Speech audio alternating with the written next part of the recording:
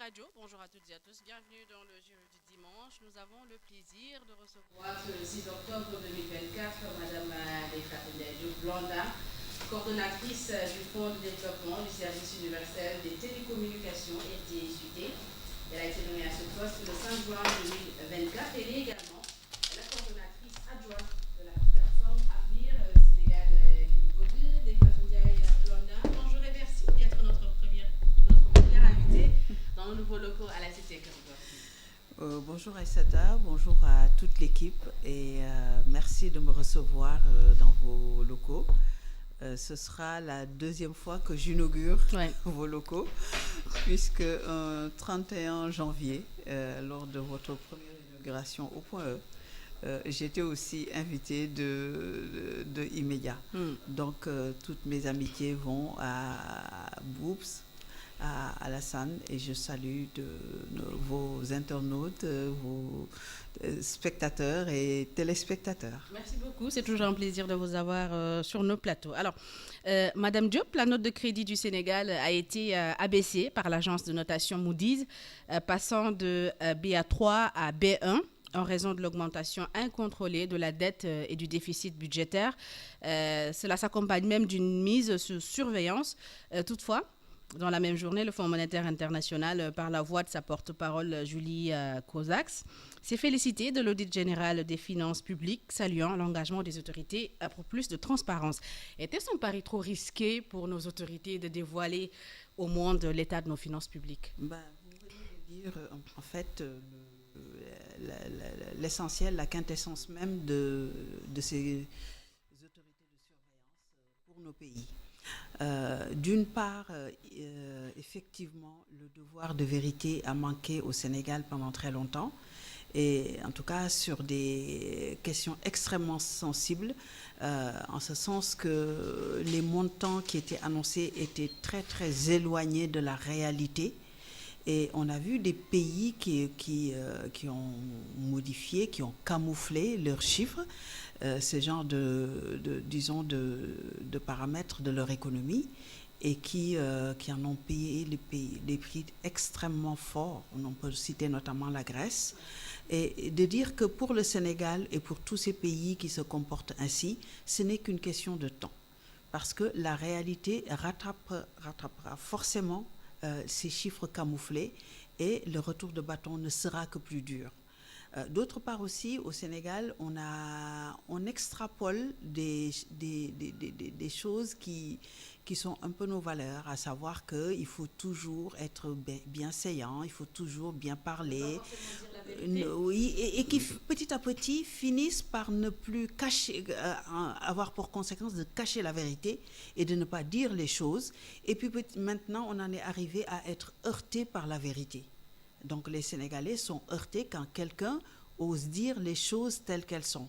Or, il ne s'agit pas de convention dans la famille ou entre nous, dans le relationnel. Il s'agit de l'économie qui a un impact sur l'emploi, sur la santé, sur l'éducation. Et donc, sur la confiance des investisseurs aussi. Et sur la confiance, je viendrai un dernier point là-dessus. Parce qu'il faut savoir qu'on s'est toujours posé la question de tous ces chiffres qu'on nous annonce. Et de notre côté, le taux de pauvreté qui augmentait n'en voyait la preuve par le nombre de familles éligibles aux revenus universels. Alors, à un moment, on nous parlait de croissance extravertie qui faisait que ça ne bénéficiait pas forcément. Il n'y a pas que ça, et ça encore, ce n'est pas fini, puisqu'il faut du temps pour le corriger, il faut l'admettre.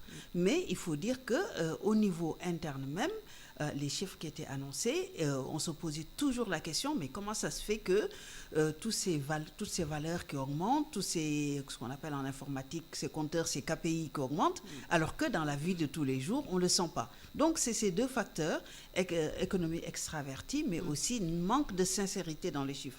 L'autre aspect, c'est qu'effectivement, ces bailleurs avec qui nous sommes obligés de faire affaire, parce que nous sommes encore des pays qui n'avons pas beaucoup de ressources propres, pour être en autarcie, ce n'est pas possible dans ce monde, encore plus pour nous, salue cet exercice de sincérité dans la reddition des comptes.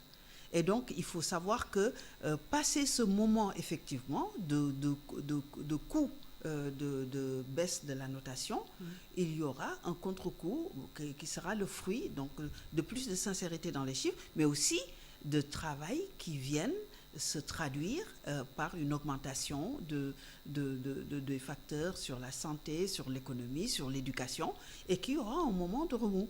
Moi, j'ai été dans une entreprise qui avait eu des milliards et des milliards d'euros de dettes, qui a été accompagnée par l'État avec un plan extrêmement dur et qui, par la suite, maintenant, est devenu un fleuron mondial. Donc, ces notations, il faut le voir dans le temps et il faut voir comment arriver à corriger ce qui nous vaut ces mauvaises notes. Alors, la note Moody's évalue la solvabilité d'un emprunteur et indique le risque de défaut de paiement. Alors, la dégradation de cette note risque-t-elle de rendre plus difficile la gestion de la dette ? Forcément, parce que quand on regarde déjà le ratio des paiements de la dette sur le budget global, ben forcément, c'est quelque chose de très lourd et qui vient se ressentir dans ce qui peut être mis dans le social ou dans l'investissement. S'y ajoute que ce déficit de trésorerie fait que nous allons emprunter ce qui encore, c'est le cycle de la dette qui augmente, que ce soit des eurobonds, que ce soit d'autres modes de solutions de financement, ça se traduit toujours par de la dette. Mais c'est dans le temps aussi, hein, c'est un État. Et à côté de ça, nous avons de nouvelles ressources. Hein. Nous avons le gaz qui va arriver, qui va impacter. Nous avons aussi la confiance parce que dans ces notations, dans ces agences, une bonne partie, comme dans la bourse, une partie est dans l'immatériel, c'est la confiance. La confiance, c'est pas de dire celui-là est pauvre, celui-là est riche, c'est de dire celui-là, les 100 francs qu'il a, il les gère bien. L'autre, il a 1000 francs, mais c'est un pays extrêmement corrompu où les 500 francs entrent dans les poches de quelques personnes et finalement, il ne reste pas grand-chose pour pouvoir investir et produire de quoi rembourser la dette. Alors, Donc oui. cette partie de la confiance viendra s'ajouter à notre capacité et à lever des fonds et aussi à la confiance que notre pays inspire aux bailleurs. Est-ce que cela n'aura pas un impact sur votre capacité à financer des projets de développement phares alors que les emprunts internationaux pourraient coûter plus cher à notre pays ? Nous avons des inquiétudes parce qu'effectivement, nous faisons partie d'un écosystème mondial où effectivement, il y a des agences, il y a des pays qui pilotent ces agences, il y a des institutions. Mais si on prend par exemple, on est toujours beaucoup plus trop sévère avec nos pays. Il y a le Lehman Brothers. Je veux dire, c'est peut-être, si on regarde ses capacités de chiffre d'affaires et d'investissement, c'est tous les pays de l'UEMOA inclus qui font même pas peut-être la moitié de ce qu'il est capable de faire. Eh bien, ils ont été en faillite pour mauvaise gestion. Et l'État américain les a soutenus et les a obligés à se restructurer pour se lever. Alors, je ne vois pas pourquoi, quand il s'agit d'un pays africain, quand il s'agit de nos pays, que nous-mêmes, nous soyons encore plus sévères, ou bien on n'a pas compris que ces pays-là, comment ça fonctionne. Il y a une partie de lobbying. Plus inquiet, puisque notre situation ça revient à la même chose. Il y a des économistes qui sont là, et moi je lis régulièrement leurs contributions, qui nous font l'analyse de notre pays au sein de l'UEMOA, de notre pays au sein de la CEDEAO, au sein de l'Union africaine et de nos partenaires, le Club de Paris et tout ça. Et je vous assure qu'il n'y a pas, il y a de quoi se dire quand même qu'il va falloir changer de paradigme économique, mais nous ne sommes pas comme le Venezuela a pu l'être à un moment, un État qui peut être en faillite. Nous sommes loin de là. Nous avons des perspectives, nous avons une force de la jeunesse qui en veut et qui travaille nuit et jour pour changer le Sénégal. Et moi, j'ai entièrement confiance en me disant que ça va être difficile, forcément. Et c'est le prix à payer. Et c'est ça la réalité du Sénégal. Et de se dire qu'il y a près de 70% qui vivent ces difficultés depuis la nuit des temps. Et qu'il y a peut-être un 30% qui arrivent à faire des affaires, qui ont un salaire et qui arrivent à s'en sortir. Et que tout le reste, et pourtant nous partageons ces revenus, mais surtout, nous partageons les dettes. Parce que les revenus, on ne les partage pas toujours, mais les dettes, on les partage Et ça se ressent beaucoup plus. Comme les 900 000 que doivent chaque Sénégalais. Par exemple, on nous dit que nous devons ces 900 000, c'est une façon arrondie de dire que nous avons un déficit évidemment rapporté à la population. Mais ce qui est sûr, c'est que ces milliardaires qui sont sortis comme des champignons au Sénégal, un peu partout, les locaux que vous occupiez ou précédemment, il y a quelques semaines, vous avez vu tous les immeubles qui ont été construits. Il y a énormément de gens qui se sont enrichis. Et ça, ils gardent ça pour eux et pour leur descendance. Par contre, les dettes, eh ben, tout le monde les partage. Eh ben, c'est ça qui aujourd'hui qu'on tente de remettre en question pour mettre un autre mode de fonctionnement. Et il y a de la résistance. Il y a des gens qui sont déterminés à ce que ça continue et que ce soit toujours cette poignée de personnes qui nous expliquent que nous ne sommes pas spécialistes du pétrole et du gaz, nous ne sommes spécialistes de rien. Eh ben, ils deviennent milliardaires pendant que les gens qui sont censés des gens qui incarnent le système. Rien. Vous parlez de gens qui incarnent le système. Évidemment, et qui se battent pour revenir dans le système pour que rien ne change. Alors, dans son communiqué publié hier samedi, le ministère des Finances et du Budget annonce que des réformes structurelles visant à améliorer le cadre de gestion des finances publiques seront mises en œuvre. Alors, existe-t-il un risque que ces mesures d'austérité affectent davantage la population sénégalaise déjà très éprouvée? Bon, nous attendons de voir concrètement qu'est-ce que ces phrases recouvrent. Parce qu'il y a plusieurs leviers. Il y a d'abord le fonctionnement de l'État, ce qu'on appelle le train de vie de l'État. Nous avons la fiscalité, effectivement, qui est revue, une fiscalité plus juste.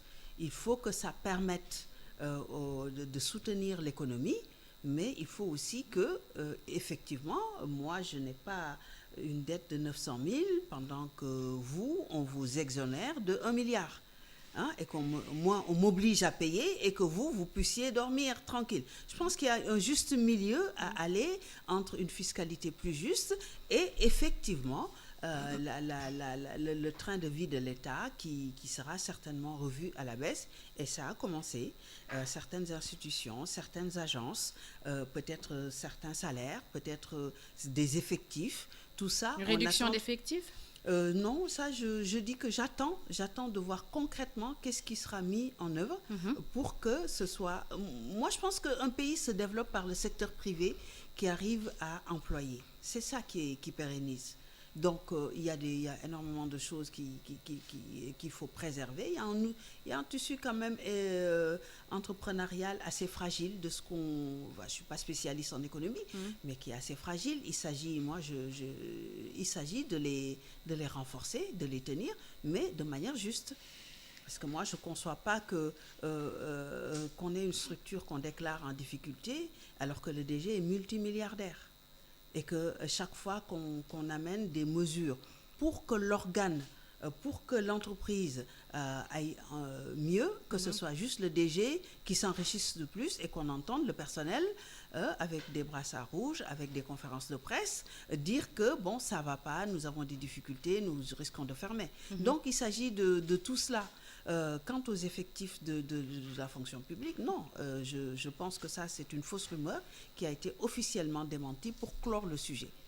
Par contre, il y a peut-être des choses qu'il faut voir. Les contrats spéciaux, pléthoriques, contrats spéciaux dans des cabinets, dans certaines structures qui ont induit une masse salariale extrêmement élevée, extrêmement forte. Il faut savoir que ce n'est pas de la méchanceté, on n'est pas sur cet ordre-là. On est sur de l'ordre de comment, hier, la journée du 7 septembre, on a vu tous les lycées délabrés. On a vu les effectifs dans les lycées. On a vu tout ça. Mais comment on va faire pour apporter des solutions? Il faut trouver l'argent. On vient de parler sur un premier sujet. Alors l'opposition vous reproche de vouloir trouver l'argent que sur les impôts en redressant les entreprises de presse. Parce qu'il y a une marge. Ce n'est pas que là-bas. Je suis d'accord que c'est un des leviers. Mais ce n'est pas que là-bas. Mais il faut avouer qu'il y a énormément de retard là-dessus quand on regarde. Quand vous êtes une petite entreprise, vous travaillez d'abord pour l'État, vous courez pour payer vos impôts. Et quand vous apprenez que quelqu'un a eu 1 milliard, 50 milliards de remises de de remise de dette fiscale, alors que nous, on est en train de mettre la clé sous la porte pour cause de déficit de trésorerie, parce qu'il faut payer, parce que bon, ce n'est pas normal. Ce n'est pas normal. Donc, c'est un des leviers où, fortement, y compris ces agences, y compris le FMI, ont toujours demandé à ce qu'il y ait plus d'équité et de justice à ce niveau-là. C'est comme ça qu'il faut le comprendre et ce n'est pas de la persécution. Alors, le Sénégal pourra-t-il retrouver une trajectoire de croissance durable malgré les défis économiques actuels? Ça, je n'ai absolument aucun doute là-dessus. Tous ceux qui le disent sont peut-être dans le temps T et ne voient pas de perspective du Sénégal depuis son indépendance et ne voient surtout pas l'économie mondiale, tous les pays, quelles sont leurs trajectoires. Quand on regarde tous ces pays, il y a forcément des moments, mais après les années d'ajustement structurel, qui aurait parié sur un Sénégal qui allait se relever? Les entreprises étrangères étaient en train de partir. Le Sénégal était tous nos pays étaient très mal vus. Je ne vous parle même pas de notation, je ne vous parle même pas. On est en 2024. On ne parle plus de cela. Donc, sur le temps, sur le délai, c'est un État avec des ressources et beaucoup de ressources. Beaucoup de ressources, que ce soit en mer, que ce soit nos sols, que ce soit en mer, je disais halieutique, mais en mer aussi en ressources hydrocarbures, que ce soit notre jeunesse qui en veut, que ce soit d'autres ressources, nos capacités intellectuelles. Beaucoup de Sénégalais sont très bien formés. Je pense qu'on a énormément de l'espoir que toute cette machine qui adhère à un projet puisse produire un Sénégalais qui sera meilleur. Et on n'est pas là en train de dire que nos grands-parents, nous vivrons mieux que nos enfants. Nous voulons que nos enfants vivent mieux que nous. Et nous travaillons pour ça. C'est même pas concevable, avec tout ce qu'on a dans nos têtes et nos capacités, de penser que nous ne sommes pas capables de produire un Sénégal avec nos enfants qui vivent mieux. Quel sera l'horizon temporel? L'horizon temporel, on le verra à partir du moment, je pense, où on aura payé une bonne partie de tout ce qui a été fait comme investissement pour les ressources pétrolières, gazières en particulier. Cela prendra du temps avec la renégociation forcément, des contrats mais et beaucoup d'autres choses. À côté de ça, je pense que c'est là qu'on aura plus de fonds propres. En attendant, c'est comme une maison. Quand vous avez une maison et que vous avez l'habitude d'avoir un certain train de vie, au début, quand vous avez besoin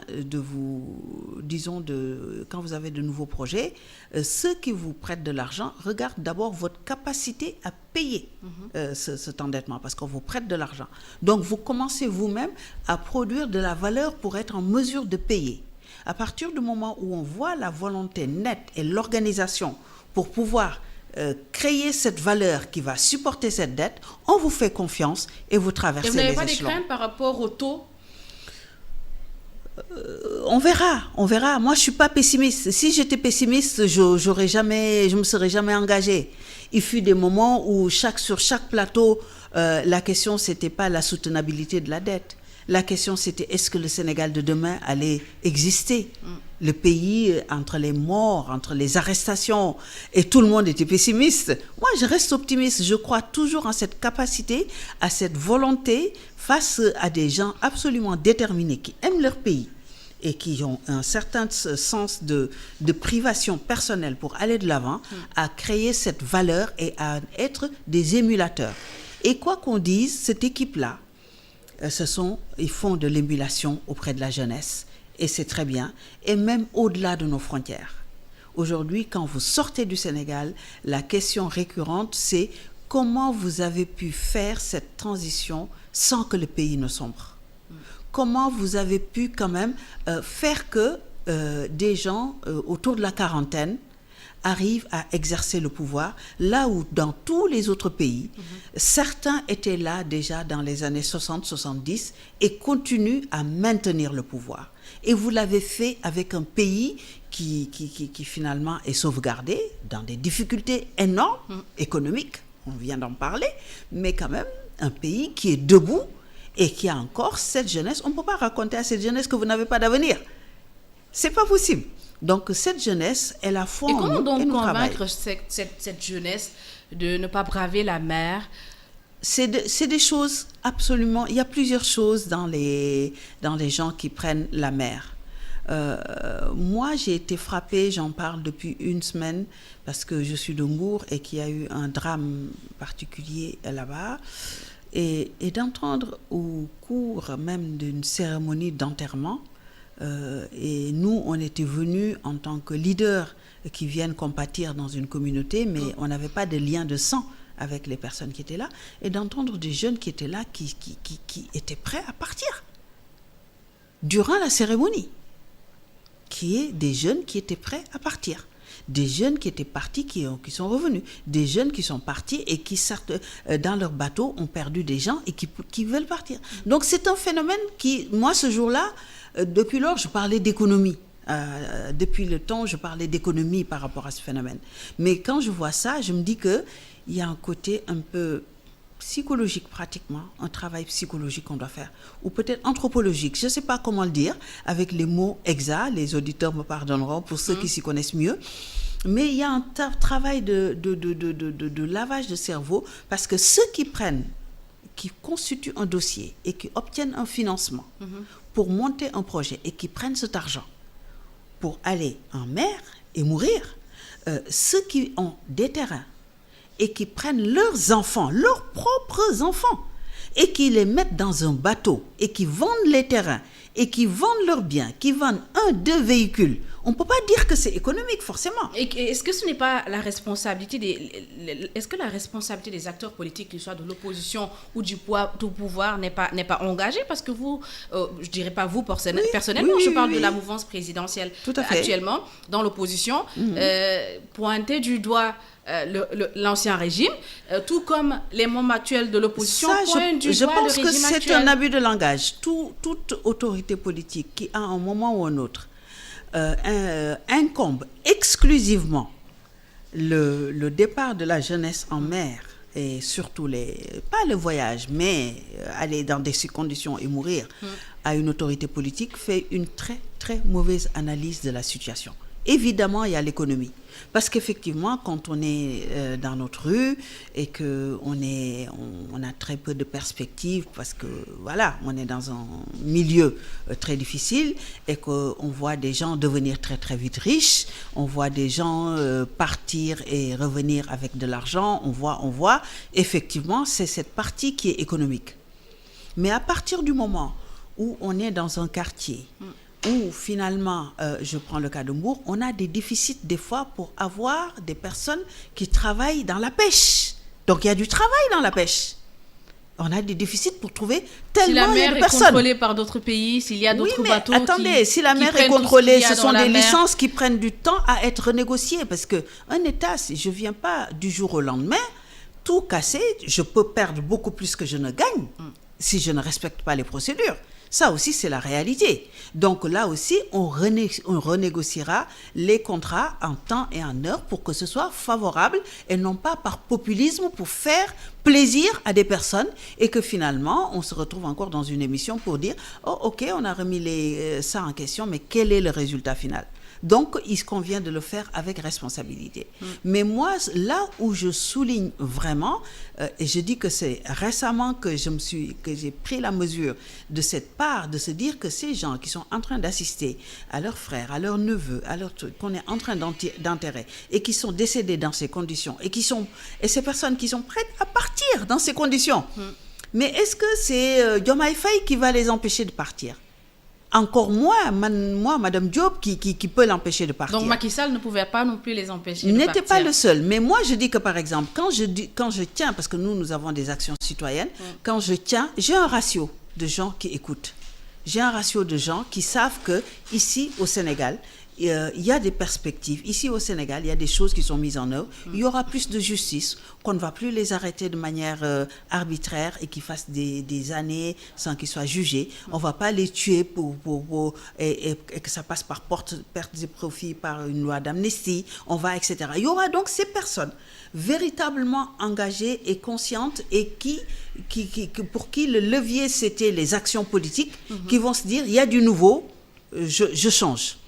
Mais il y a encore des personnes qui, moi, de ce que j'ai vu, il faudra d'autres types de leviers qui sont plus communautaires pour pouvoir leur faire comprendre que le rêve que vous avez, le prix à payer est extrêmement élevé. On ne peut pas vous empêcher de rêver d'ailleurs. On a la télé où on nous montre ces endroits où on vit mieux. Mais comment ils ont fait pour vivre mieux? À quel prix? À quel prix? Donc voilà, c'est peut-être des personnes mieux habilitées que des politiciens pour parler à la communauté, pour être écoutés. Alors, le FMI parle de renforcer la collaboration avec le Sénégal dans les semaines à venir. À votre avis, quelles devraient être les priorités de cette coopération? La coopération, ce sera toujours quand même, surtout s'agissant du FMI, de comprendre que le pays, c'est certes des chiffres, parce que ces institutions marchent par des chiffres, mais que la partie sociologique, la partie anthropologique, comme je disais tout à l'heure sur un autre sujet, est extrêmement importante. Parce qu'on vient de parler des jeunes qui meurent, on vient de parler du côté économique et du côté financier qui les fait partir. Si aujourd'hui, le FMI met sur le Sénégal des mesures qui font que des choses comme l'électricité, les prix augmentent, ça augmente tout d'emblée. Tout. Quand l'électricité augmente, tout, ça implique beaucoup de facteurs. Et donc, je dirais que dans ces conditions-là, les rapports avec nos pays, ce sont à nos pays aussi de mieux négocier ce qu'ils sont prêts à faire. Alors, certains membres de l'opposition craignent une influence excessive du FMI. Ils ont des leviers, parce que quand vous avez besoin d'argent et que vous avez besoin de le mettre dans des choses essentielles vous êtes fragile dans une négociation. Pour autant, quand vous avez des velléités souverainistes, quand vous avez une certaine idée de comment vous voulez vous approprier votre indépendance, vous n'avez pas les mêmes, les mêmes types de négociations quand vous êtes psychologiquement affaibli et que vous êtes prêt à tout pour obtenir quelques leviers. Et comment maintenir la souveraineté nationale tout en respectant les recommandations C'est sur le temps. Rien ne se fait par un bouton poussoir. C'est petit à petit arriver à renégocier les contrats. C'est petit à petit arriver à développer des champions locaux. C'est petit à petit arriver à faire que cette jeunesse soit mieux éduquée, au sens éducation, savoir-être, soit mieux éduquée au sens formation. C'est aussi pour améliorer les finances, respecter les recommandations du FMI. Mais évidemment, ce sont les finances qui permettent ça. Oui. Ce sont les finances. Et donc d'expliquer... Tout en restant souverain. Mais bien sûr, parce que ce n'est pas du jour au lendemain, c'est d'avoir des horizons. C'est sur 5 ans, nous voulons former tant d'ingénieurs, nous voulons former tant de littéraires, nous voulons mieux nous approprier notre éducation par les langues nationales, ça va être un coût.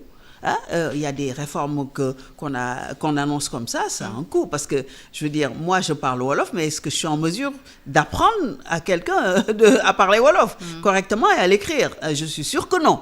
Voilà. Donc, il y a des coûts. Donc, ça pour dire que la souveraineté, c'est pas La souveraineté a un coût et le prix à mettre, c'est sur le temps. Il faut pas dire que du jour au lendemain, on a élu un nouveau président, le Sénégal deviendra souverain. Et je pense que à écouter le président Diomaye Faye et à voir toutes les actions qu'il mène en coopération internationale, on voit qu'il n'a jamais pris le parti de dire dorénavant, c'est fini, le Sénégal marche tout seul, n'a besoin de personne. Parce que d'abord, on ne le croirait pas. Et ensuite, je pense que lui-même, il est trop honnête et sincère pour s'aventurer sur ce genre de démagogie. Alors, vous écoutez le jury du dimanche sur e-Radio. Nous recevons ce matin Madame Ndeye Fatou Ndiaye Diop Blondin, vice-coordonnatrice de la plateforme Avenir Sénégal Bignubog. Alors, quelques mois après sa nomination comme ministre de l'Hydraulique et de l'Assainissement, le coordonnateur de la plateforme Avenir Sénégal Bignubog, Dr Cherti Diandje, est cité dans une affaire de corruption à l'ONAS avec l'ancien directeur général, Dr Cherdia. Alors, quelle est votre réaction? Et cité par qui? Cité par l'ancien directeur général. Voilà. Donc ça, c'est très important parce que dans un pays, il s'agit quand même que de se dire que quand on utilise certains mots, et surtout certaines phrases, de la faire complète. C'est une accusation de la part de Dr Cherdiaye. Voilà. Et moi, je pense que accusation, l'affaire est pendante. Hein. Il y a une enquête qui est autour de ça. Et je pense que on sera édifié. On n'est plus dans l'état où les dossiers sont sous le coude. C'est fini. On sera édifié. Mais ce que je peux dire, donc cela veut dire on sera édifié, cela veut dire qu'à l'heure actuelle, on ne sait pas si Dr Cheikh Tidiane Dièye est impliqué ou pas. Si vous me laissez terminer ma phrase, vous en saurez beaucoup plus. Allez-y. Alors, je disais que je vais donner un peu le profil de Dr Cheikh Tidiane Dièye, que je connais très bien, qui a fait sa thèse sur la corruption et qui a fait un livre sur la corruption. Oui. Qui a fait, et dans ce livre, il a énormément détaillé tous les leviers de corruption dans une administration publique.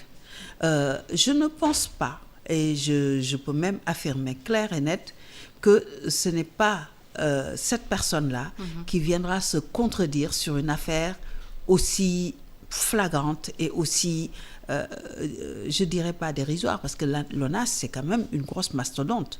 Et on a vu le passé de l'ONAS et tout ce qui s'est passé avec tous les directeurs d'avant. Que le docteur Cherdiaye se défende, c'est de son droit, et c'est normal. Il y a des choses qui sont sorties sur la place publique, sur lesquelles il répond. Il y a des choses qui se sont réellement passées, qui ne sont pas tout à fait de notoriété publique, que la justice devra édifier.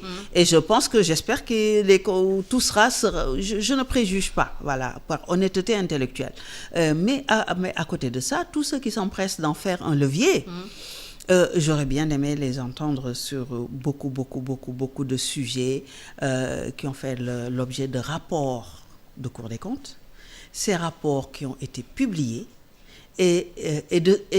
alors que, quand ils ont saisi, l'affaire était déjà prise en compte par le procureur, mais ces personnes sont, en tout cas, manifestent beaucoup de retenue sur beaucoup de dossiers tangibles qui sont déjà sur la table. Et un ministre accusé de corruption par un directeur général, ne doit-il pas des explications au public dans un contexte de... Moi, je pense que si on se mettait à répondre à tous ceux qui se lèvent et qui essaient d'exister politiquement ou médiatiquement, on ne travaillerait plus. C'est son allié, un directeur général. Peu importe, il se trouve que c'est une personne qui se lève et qui fait une déclaration. Et la personne, Cheikh Tidiane Dièye, ils ont saisi les voies autorisées, une fois que c'est clair, parce qu'il ne s'agit pas que quelqu'un vienne vous accuser et que vous vous leviez, c'est parole contre parole. On va vite enlever la casquette de ministre et dire que c'est un citoyen qui accuse un autre citoyen et c'est parole contre parole. Et c'est ça qu'il cherche, M. Dia. C'est ça qu'il cherche. Si on veut la vérité, on se lève et on dit, écoutez, je viens d'être épinglé. Voilà les faits qui prouvent que je ne suis pas épinglé. J'ai remis le dossier au procureur ou à je ne sais qui va mener une enquête. Je reviendrai pour dire que je ne suis en rien coupable de ce dont on m'accuse. Moi, j'estime que c'est comme ça qu'il faut faire. Et c'est comme ça que Cheikh Tidiane Dièye va faire. Mais pas être l'objet... Parce que dans ce pays, on amuse... Il a quand même envoyé au charbon quelques membres de son cabinet. Non, l'ONAS. L'ONAS, parce que c'est en fait des marchés. Parce que l'affaire est une affaire d'abord technique. Hein. Oui. Hein, c'est un marché, entente directe, etc. C'est des procédures de marché qui sont remises en cause. Et non pas des choses, en tout cas, sauf une affaire de véhicule, entrant dans la poche de quelqu'un. J'en ai pas entendu parler tout au moins. Je sais pas tout, mais j'en ai pas entendu parler. Mais de ce que je sais, c'est sur les procédures de marché où il y a divergence. J'en ai entendu des vertes et des pas mûres sur plusieurs plateaux de télévision. Et donc, du coup, on attend. Nous, voilà. Moi, je ne cache pas que la personne que je connais, je suis sûre, absolument sûre, que tout acte de corruption qu'il verrait, il serait le premier à dire Ndeye Fatou ne rentre pas dans cette histoire-là. Alors en tout cas, à plus forte raison pour lui-même. Bien. Voilà. Alors, en tout cas, les convocations de personnalités politiques de l'ancien régime et de journalistes ou chroniqueurs critiques des nouvelles autorités se multiplient ces derniers jours. Le régime actuel, qui autrefois dénoncer vigoureusement les atteintes aux libertés sous l'ancien pouvoir, se retrouve désormais à convoquer des personnalités critiques et des opposants. Cette situation pourrait-elle nourrir la déception chez ceux qui espéraient une rupture avec les pratiques passées? Alors, en toute chose, il convient de ne pas travailler dans l'émotion et de travailler dans le factuel. Qui a été convoqué et pourquoi? Et qui est-ce qui l'a convoqué? Parce qu'avant de dire que les autorités ont convoqué, dites-moi qui sont ces autorités qui ont convoqué. Parce que ceux qui disent aujourd'hui le président Ousmane Sonko, le président du PASTEF ou Diomaye, président de la République, doivent arrêter la justice, je ne comprends pas. Ce sont les mêmes reproches qui étaient Non, faits mais je ne comprends pas qu'on se soit et battu. À chaque fois que quelqu'un a été convoqué, il y avait la main de Macky Sall pour l'opposition. Alors, donc eux, ce qui dénonçaient... Il sera très difficile, tout comme il était difficile je de vais défendre terminer, Macky Sall dans cette situation. Il va être très difficile de défendre les nouvelles autorités. Je vais terminer mon idée. Je dis qu'il y a eu les assises de la justice. Il y a eu le pôle financier qui a été créé. Il y a eu des rapports disons, de gestion d'institutions de toutes sortes qui sont sur la table. On a dit que la justice fait son travail. Ouais. On se serait attendu aujourd'hui à ce qu'on parle plus de la reddition des comptes que de ça. Mais il se trouve qu'aujourd'hui, ceux qui ont la parole sont des hommes de médias. Et ils disent que ce sont de la politique, c'est de la politique, alors que ce qui leur permet de monter au créneau sur des sujets qui finalement durent 48 heures, alors qu'il y a des sujets qui sont pendants et qui ne sont pas encore finis, qui bénéficient de moins d'audience, c'est parce que ces personnes sont des journalistes et qu'ils ont des médias pour relayer leur propre cause. Après tout ce qui s'est passé entre 2012 et 2024, je ne comprendrais après pas tout que ce que le PASTEF et tous les alliés du PASTEF ont vécu, on ne s'attendait pas à ce que des journalistes soient convoqués je ne comprendrais pas que ou même placés en garde à vue. Je ne comprendrais pas que quelqu'un vienne demander à Diomaye Faye ou à Ousmane Sonko d'intervenir dans un sujet de droit. Je ne comprends pas cette attitude. Ceux qui veulent la liberté et la séparation des pouvoirs, qui viennent demander à Ousmane Sonko ou à Diomaye Faye d'arrêter cette histoire, je ne comprends pas ce qu'ils veulent. Est-ce qu'ils veulent que ça continue comme ça se passait? Concernant maintenant l'affaire en tant que telle, ce qu'on leur a demandé, et que je sache, ça ne nous arrange même pas que ces personnes, de leur donner l'occasion d'augmenter leurs audiences dans les réseaux sociaux ou dans les médias. Parce que concernant l'électorat, je pense que c'est en sens inverse. Parce que on a dit qu'on est dans une république. On a dit qu'il y a des délits qui s'appellent diffamation.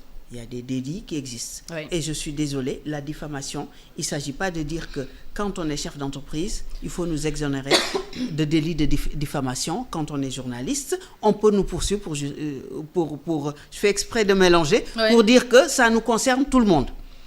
Il n'y a pas de délit de presse concernant la diffamation. Moi, je suis là sur un plateau. Moi, je me retiens. Et vous êtes en mesure de dire tout ce que vous voulez sans preuve sur des personnes. Passons, tant que c'est entre politiques. Mais quand vous venez dire que en mer, des bateaux avec la complicité de nos forces de l'ordre, que ce soit navales, que ce soit la justice, font partir des gens en immigration. Qu'il a dit. Non, mais je dis... Mais Cheikh Yérim, qu'est-ce qu'il a fait à part remettre en cause les chiffres annoncés par le Premier ministre? Mais ce que je veux dire par là, c'est que quand on l'a appelé et qu'il s'est expliqué, il est rentré chez lui. Il n'a pas fait 11 mois, 9 mois de prison. Pourquoi les gens devraient s'expliquer pour avoir contredit le Premier ministre? Mais ce n'est pas que ça. Ce n'est pas que ça. Ça, c'est ce qui est dit de notoriété publique. Et en tout état de cause, moi, si vous voulez mon avis personnel, c'est même donner à ces tribunes plus d'importance que ça. Et si je m'en réfère à ce que j'entends dire, parce que je n'en ai pas la preuve, ce n'est pas du tout la position des autorités politiques qui sont au pouvoir. Ce n'est pas du tout. Ce sont les lois liberticides que Macky Sall nous a laissées en héritage qui ouvrent ces brèches. Et moi, si j'ai quelque chose à dire, c'est qu'il faut refermer ses capacités. Donc cela veut dire que Macky Sall, il respectait la loi quand il faisait arrêter des gens. Non, mais il a mis des lois sur mesure où moi, quand je disais quelque chose, je pouvais être terroriste. On pouvait me traiter de terroriste. Ouais. Voilà, c'est ça. Et puis après, quand on vous arrive au juge du deuxième cabinet, quand on vous dit deuxième cabinet, vous êtes sûr que vous êtes sous mandat de dépôt. On vise des articles, vous êtes sûr que vous êtes sous mandat de dépôt. Et ce sont les personnes qui sont alliées à ce régime qui viennent aujourd'hui donner des leçons. Je rappelle quand même qu'il a dit en public, monsieur Yérim Seck, qui travaille pour Amadou Ba. Il l'a dit en son temps. Il a écrit un livre où il a carrément falsifié des histoires parce que les gens étaient là. Où il a accusé Ousmane Sonko de faits dont tout le monde sait que ce n'était pas vrai. Et tout ça s'est passé sans que personne ne l'inquiète. Donc, on l'appelle 2 jours pour lui demander son avis. Si on m'avait demandé mon avis, je ne l'aurais pas fait. Mais je veux dire, il n'y a pas de quoi remettre la République sénégalaise en question. Ce que je peux comprendre, c'est ce que le Y'en a marre a fait. Y'en a marre a dit, attention, il se passe des choses, il faudrait assez rapidement refaire les lois et remettre le pays dans le bon droit. Et là, je suis d'accord. Et comment le régime actuel dont vous faites partie compte-t-il gérer les critiques d'acteurs politiques ou de journalistes sans tomber dans les travers, dans les mêmes travers? Non, mais les critiques, c'est pas... Franchement, les critiques, je ne dis pas que ça fait ni chaud ni froid, puisqu'on les écoute. Ouais. En tout cas, on les écoute pour ce qui a du sens. Mais, voyez-vous, Aïssata, il y a même une façon de faire qui discrédite. Si aujourd'hui, je dois m'exprimer sur les finances publiques, j'ai un ministère des Finances, j'ai des inspecteurs, j'ai des comptes à rendre à l'UEMOA, j'ai des documents que je donne au FMI. Je donne les chiffres, vous levez 1 heure après, alors que moi j'ai fait 6 mois de travail, 1 heure après pour dire que ce que je dis est faux. Est-ce que je dois tenir compte de ces critiques? Est-ce que c'est sérieux? De quoi on parle là? Donc ça ne méritait pas une convocation. Mais dans le fond, il n'y a pas de quoi vraiment s'attarder. Et vraiment, moi, je déplore. Je déplore beaucoup une chose. Et comment arrêter l'immigration, c'est une chose. Mais comment remettre les Sénégalais dans des choses importantes, c'est autre chose. Et là, vraiment, nous, les politiques, nous avons un rôle. Mais vous aussi, les médias, vous avez un rôle. Parce que l'art de divertir, ce n'est pas l'art d'informer, moi, que je vois. Ouais. C'est l'art de détourner l'attention sur des choses qui n'ont pas beaucoup d'importance. Parce que aujourd'hui, je regarde les traitements, le même jour, ou le lendemain, le MONCAP, dont je ne fais pas partie, a fait une conférence de presse. Si on avait bien relayé ces conférences de presse, il y a énormément de choses qu'on aurait pu savoir sur vers où va le Sénégal. Mais de quoi on traite? On amuse des Sénégalais. Alors, pour certains, c'est fait exprès. Ouais. Ils sont même payés pour. Ici en interne ou à l'international.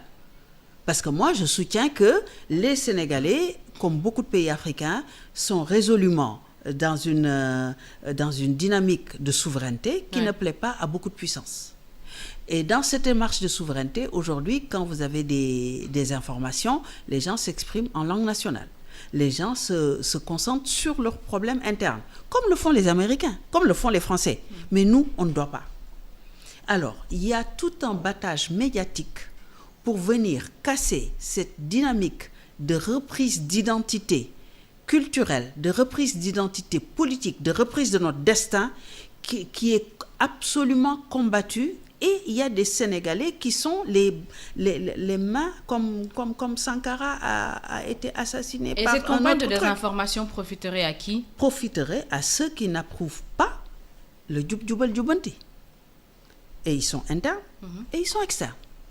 Et on les retrouve dans beaucoup de cercles. Alors, si on peut être d'accord qu'ils ont le droit, s'ils ne sont pas d'accord, de se battre, mais on ne peut pas laisser faire des organes qui sont censés être d'intérêt public et de service public, être la main armée.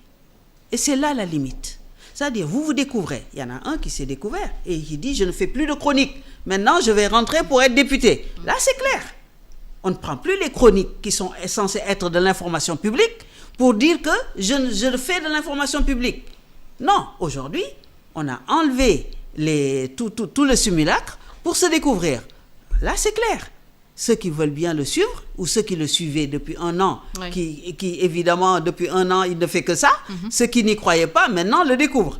Voilà. Donc moi, je dis que toutes ces personnes qui sont à la solde de forces qui sont résolument dans la lutte pour que ce gouvernement échoue, et leur plus grande victoire serait de voir des dissensions avec les alliés, de voir des dissensions entre la présidence et le gouvernement. Et ça, c'est leur travail nuit et Alors, jour. Aucun sujet n'est assez petit pour venir œuvrer pour déstabiliser le Sénégal et discréditer ceux qui le gouvernent. Alors, pendant que vous parlez de dissension, les élections sont prévues, les élections législatives sont prévues le 17 novembre 2024. Des alliances se forment. Le nouveau régime va se confronter à ses anciens alliés de l'opposition, en plus de membres... Certains de ces anciens alliés, excusez-moi, en plus de membres de l'ancien régime. Vous avez combattu ensemble dans l'opposition. Et aujourd'hui, une fracture semble s'être creusée entre vous et certains de vos alliés. Quelles sont, selon vous, les principales raisons de cette rupture? Ouais, il y a plusieurs choses. Dans une démocratie assainie et stable, on peut avoir des idées et former un groupe et avoir des députés, chacun de son obédience. Il faut l'admettre. Ce n'est pas ça le problème. Que certains grands partis veuillent dire, bon, écoutez, la coalition qui est là, je ne voudrais pas me confondre, d'autant plus que la coalition gouvernementale va sous la bannière de PASTEF.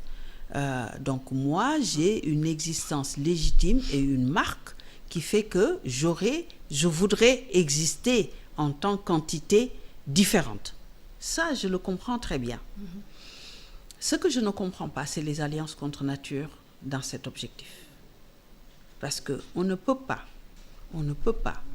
pour certains d'entre nos anciens amis, et même alliés et encore amis, avoir combattu certaines personnes et les avoir identifiées dans ce qui nous a empêchés d'exercer nos droits dans la démocratie. Je ne veux pas citer de nom parce que du pur, nous sommes au Sénégal et au-delà de...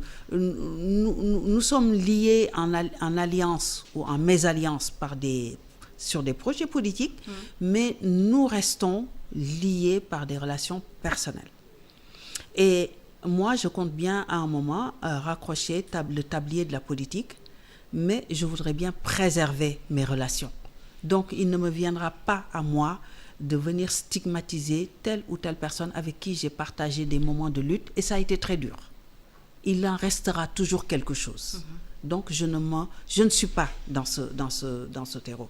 Mais qu'est-ce qui a créé cette rupture entre vous? Moi, je pense que c'est l'exercice. Notamment Déthié Fall, beaucoup de personnes n'ont pas compris. Il faudrait demander à Déthié. Moi, je pense que c'est peut-être le contexte des visites des familles religieuses avec la sortie de... Voilà, vous en savez plus que moi. Peut-être que vous allez donner les explications à ceux qui nous écoutent.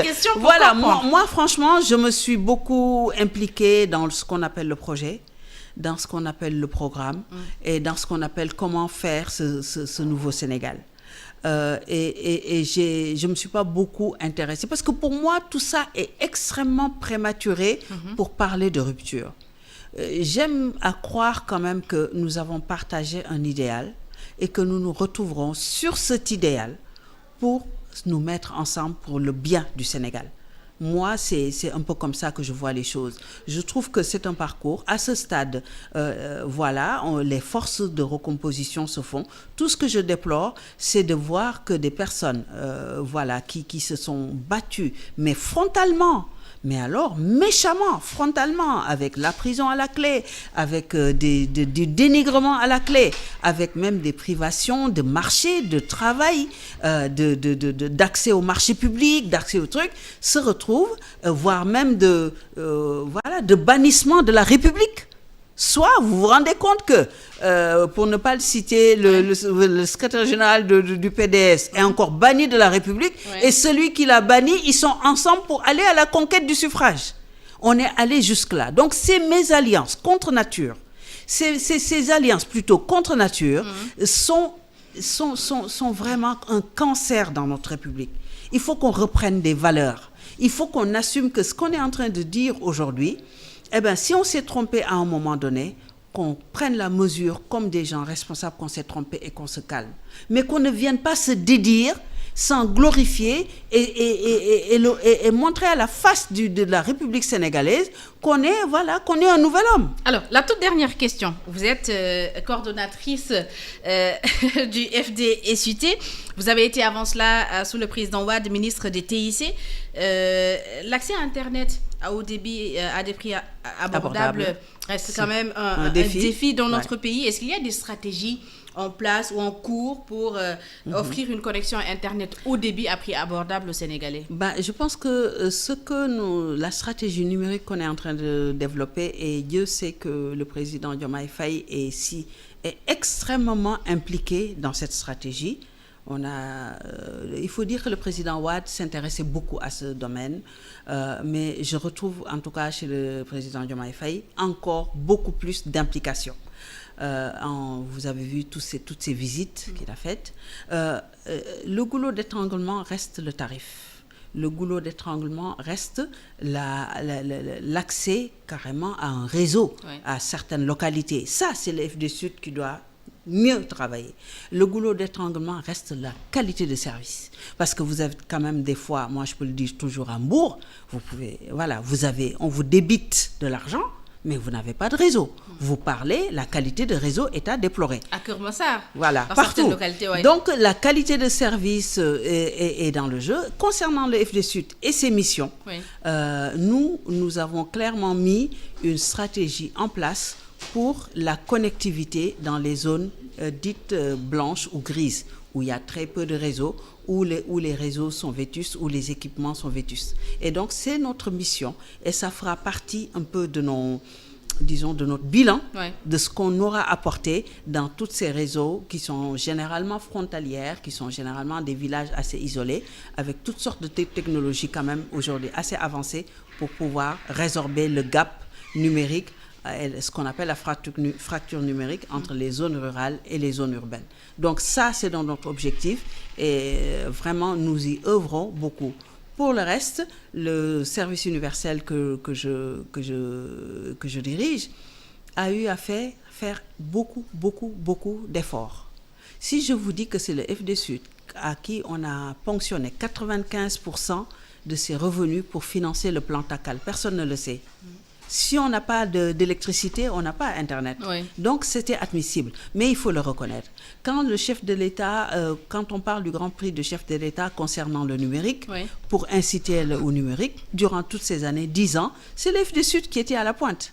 Donc, nous avons eu à équiper des salles multimédia, nous avons eu à équiper des collectivités, mes prédécesseurs ont un bon bilan. Donc, il s'agit aujourd'hui de redorer le blason par la communication, mais aussi de résorber ce gap numérique dans certaines zones qui sont vraiment des laissés-pour-compte dans la distribution de l'accès à Internet sur le Sénégal. Madame Diop Ndeye Fatou Ndiaye Blondin, merci beaucoup. C'était un plaisir de vous avoir sur ce plateau. Merci beaucoup, Aïssata, et je vous souhaite tout le bonheur et tout le succès dans vos nouveaux locaux et qu'on se retrouve pour d'autres rendez-vous. Et si on a eu à dire des choses qui ont dépassé, disons, la politesse, on s'en excuse parce que l'exercice oral est difficile. Et nous saluons tous les internautes, les gens de Avenir Sénégal Bignoubogue, les gens de FDSUT et toute la population de Mbour. Merci beaucoup. Merci à nos auditeurs. Le JDD s'est terminé. On se donne rendez-vous la semaine prochaine.